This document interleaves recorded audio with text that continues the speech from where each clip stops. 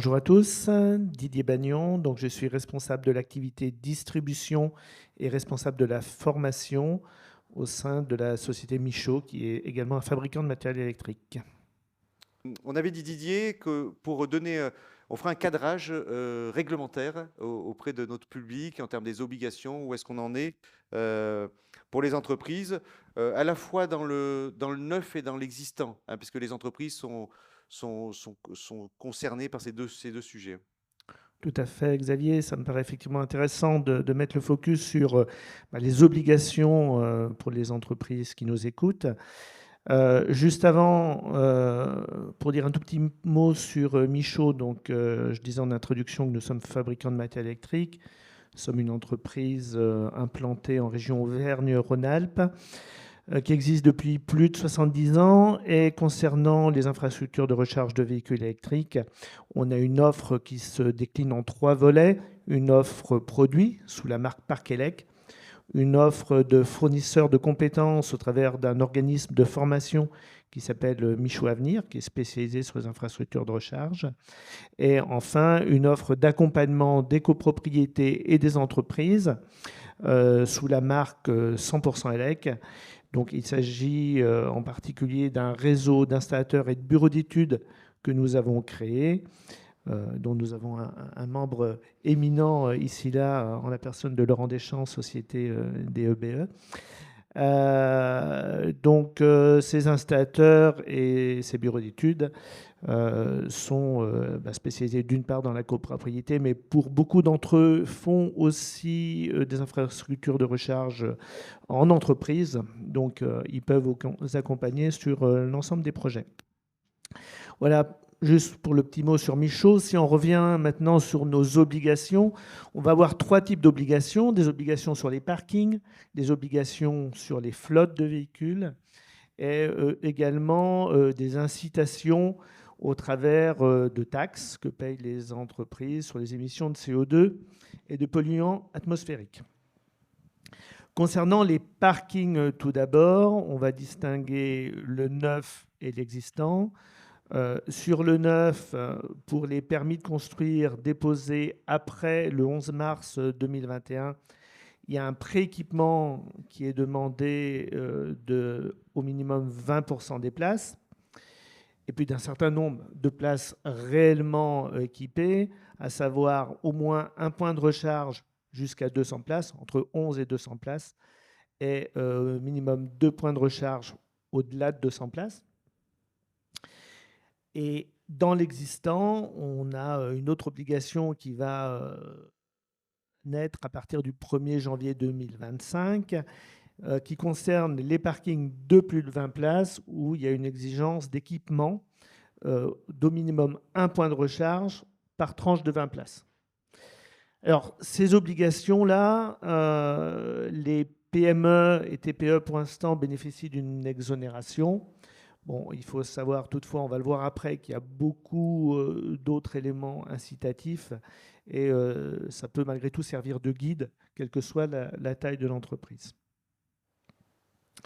Ça veut dire que toutes les entreprises aujourd'hui ne sont pas soumises encore à cette C'est ça. obligation. Ça dépend de la taille de l'entreprise, mais elles vont toutes y arriver Complètement. finalement. Alors, quelque part, il y a beaucoup, au-delà des obligations, je veux dire, il y a les politiques RSE, par exemple, il y a la volonté tout simplement d'avoir des bornes de recharge pour accueillir ses clients ou ses collaborateurs qui Bien sûr. disposent de véhicules électriques. C'est aussi d'autres éléments qui amènent les entreprises à s'équiper. Mais restons sur les obligations. Il y a une autre obligation qui concerne les flottes de véhicules, cette fois-ci, qui concerne les flottes de plus de 100 véhicules. Je parle ici des entreprises privées, parce qu'il y a d'autres obligations pour les entreprises publiques, soit les entreprises émanant soit l'État, soit les collectivités territoriales, avec d'autres pourcentages et d'autres obligations. Mais concernant les entreprises privées, l'obligation, décidément, on a des petits soucis avec les APET ce matin. Ah, décidément, cette zapette, je vais Donc, souffrir. concernant les entreprises privées, en 2024, 20% des flottes doivent être en véhicules 100% électriques ou hybrides rechargeables. C'est une obligation qui va monter à 40% en 2027 et 70% en 2030. Ouais. Donc on voit, on peut corréler ça aux places de parking aussi, parce que finalement, j'ai ma flotte que je verdis, que je transforme en véhicule électrique, donc il me faut aussi quand même les parkings pour pouvoir après recharger. C'est lié, tout à fait. Et enfin, un autre élément fortement incitatif qui est la taxe annuelle sur les émissions de CO2 et de polluants atmosphériques qui a remplacé la taxe sur les véhicules de société. Donc ça, bien entendu, c'est applicable à tous les véhicules de fonction, quelle que soit la taille de l'entreprise. Et ce qu'on remarque, alors je vous ai mis des tableaux, c'est pas forcément très lisible, mais ils sont issus directement du site servicepublic.fr. Ce qu'on remarque, c'est que pour les véhicules 100% électriques, bien entendu, vous n'avez pas d'émissions de CO2 ni d'émissions de polluants atmosphériques, donc la taxe est à zéro. Et concernant les véhicules hybrides, ils bénéficiaient encore jusqu'à fin 2024 d'une exonération de la taxe CO2, mais cette exonération prend fin au 1er janvier 2025. Donc, à partir du 1er janvier 2025, pour échapper à ces deux taxes-là, il n'y a plus qu'une solution, c'est d'utiliser des véhicules 100% électriques. Très bien. Merci Didier pour ce tour d'horizon. C'est important d'avoir les obligations pour les entreprises. J'ai bien compris, on fait un audit, on a un projet, on a une vision globale à la fois de son parc de véhicules et des infrastructures qu'on va installer. On installe et puis après, bon, la vie de l'entreprise, chemin faisant, fait que il faut prévoir quand même des infrastructures qui sont évolutives. Ça, c'est la première question. Et comment est-ce qu'on fait en sorte de manière à ce qu'on prévoit ça? C'est quoi les solutions? Et puis, deuxième chose, c'est comment est-ce qu'on branche cette logique de pilotage énergétique sur les bornes? Oui, tout à fait. Donc, pour répondre à cette question, je vais vous présenter un petit peu notre offre. Alors, jusqu'à présent, l'expertise de Michaud concernait principalement le résidentiel collectif. Nous allons lancer prochainement une offre d'infrastructure de recharge pour les bâtiments professionnels, particulièrement orientée sur la PME. Alors, c'est une offre qui va être présentée en avant-première demain aux installateurs du réseau 100% ELEC, du réseau d'installateurs 100% ELEC que nous avons créé.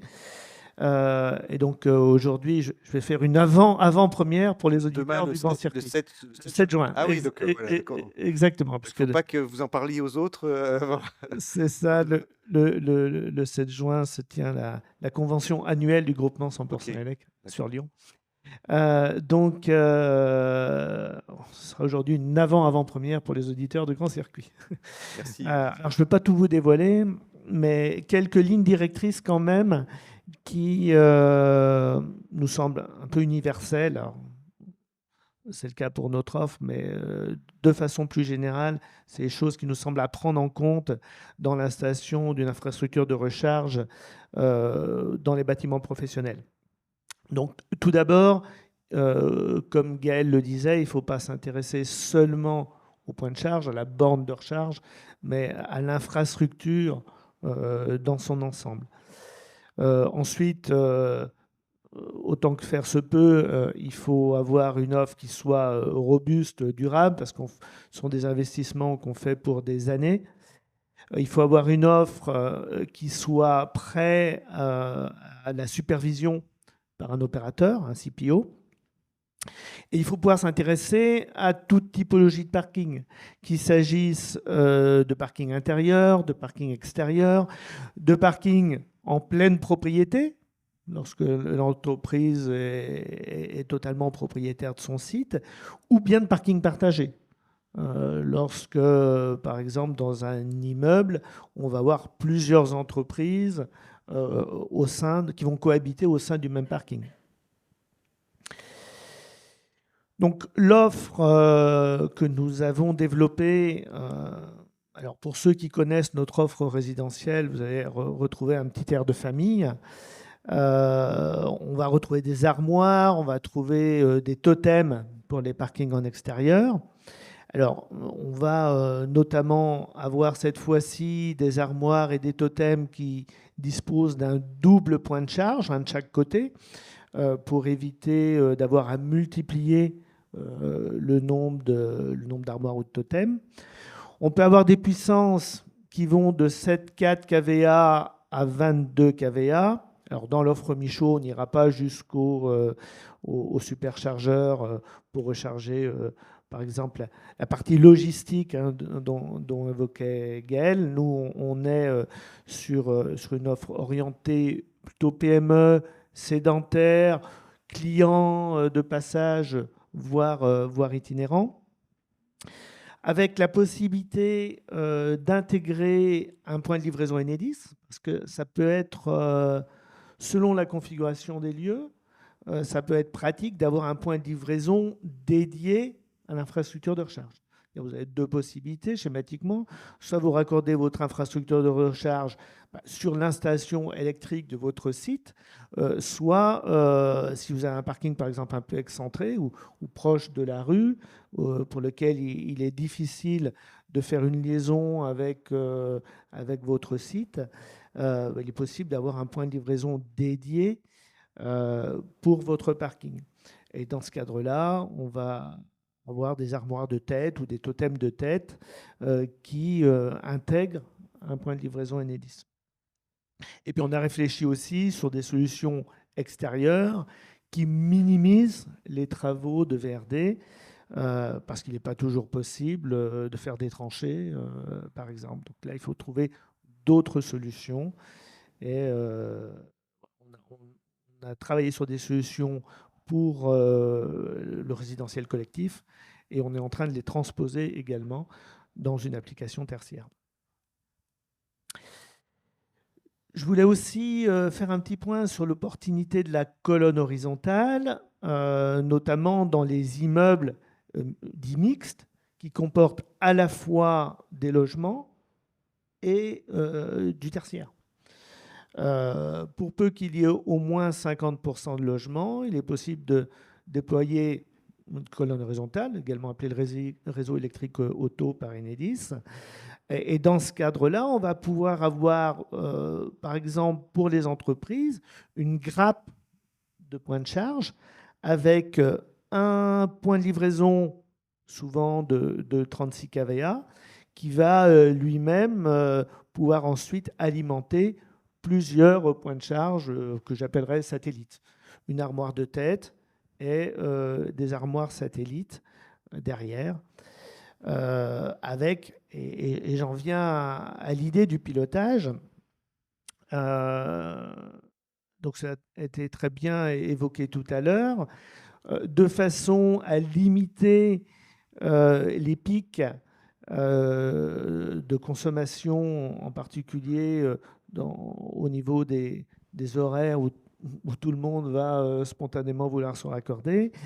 Il est important de mettre en place une solution de pilotage. Ça va permettre, par exemple, de conserver son abonnement électrique sans que l'infrastructure de recharge nécessite de le redimensionner plus fortement. Alors, notre offre va donner la possibilité de disposer de plusieurs modes de pilotage, soit, comme ça a pu être évoqué tout à l'heure, par un raccordement à Internet, mais soit aussi de façon locale,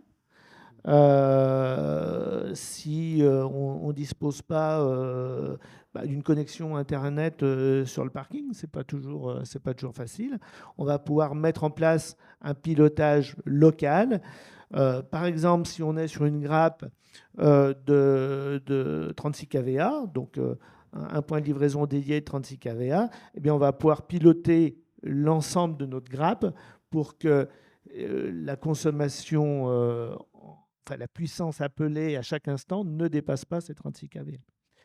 On va aussi éventuellement, dans le cas où on est raccordé au tableau général basse tension de l'immeuble, on va pouvoir piloter l'ensemble du site pour faire en sorte que la consommation globale du site ne dépasse pas la puissance de son abonnement. Donc, il faut donner de la flexibilité concernant ces systèmes de pilotage. Alors, on dispose d'expérience en la matière. Je vous ai mis un graphe que l'on a obtenu sur un site d'exploitation Enedis, où on dispose d'une expérience de plus de 2 ans en la matière. On voit avec la courbe bleue la puissance telle qu'elle aurait été sans C'est pilotage. laquelle la courbe bleue? Parce qu'elles sont toutes les deux pratiquement. Alors, il y a une verte et Il une y en a bleue. une qui est plateau. Celle qui monte plus haut, Voilà. c'est la courbe bleue sans pilotage. Ok, ouais. Et l'autre, c'est avec pilotage. Alors, qu'est-ce qu'on voit? On voit que le pic de consommation énergétique a d'une part baissé. Avec pilotage, on a un pic qui est plus bas. Et il a aussi été décalé dans le temps. En fait, parce qu'on a étalé finalement la consommation. Et alors là, on est sur un site d'exploitation, donc c'est le cas où tous les véhicules rentrent sur le parc sur les alentours de 17 heures. Donc avec la courbe bleue, à 17 heures, on a forcément un pic. Avec la courbe verte, eh bien, on va décaler la recharge un petit peu plus tard, sur les coups des 19 heures, 20 heures, et étaler un peu cette recharge également. Didier, sur les grappes, parce que si j'ai compris les grappes, parce que je n'ai pas vraiment compris avant de voir le schéma, si j'ai compris les grappes, c'est-à-dire qu'on a une puissance qu'on amène et qui est dispatchée entre plusieurs bornes, et du coup, il faut que chacune des utilisateurs, après, se répartisse sa puissance globale. L'idée d'une grappe est particulièrement intéressante si vous avez un point de livraison dédié à cette grappe, c'est-à-dire que c'est le cas que j'évoquais tout à l'heure d'un parking qui se trouve à proximité de la route, par exemple. Vous mettez un point de livraison dédié de 36 kVA, ou bien si on est en copropriété partagée, avec un raccordement sur une colonne horizontale, tel que je l'avais sur un des slides, j'essaie de vous trouver. Sur ce slide-là, par exemple, vous avez une colonne horizontale, donc un réseau électrique auto qui va desservir à la fois les logements et les entreprises situées dans le même immeuble. Une entreprise donnée va pouvoir avoir une grappe de bornes constituée d'une borne de tête avec le point de livraison Enedis de 36 kVA et de plusieurs bornes satellites sur lesquelles qui vont être raccordées sur cette borne de tête.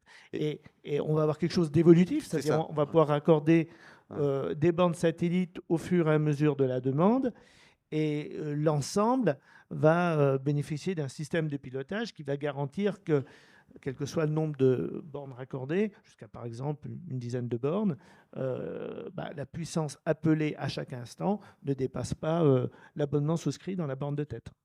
C'est très clair, voilà. Merci Didier d'avoir reprécisé ce point.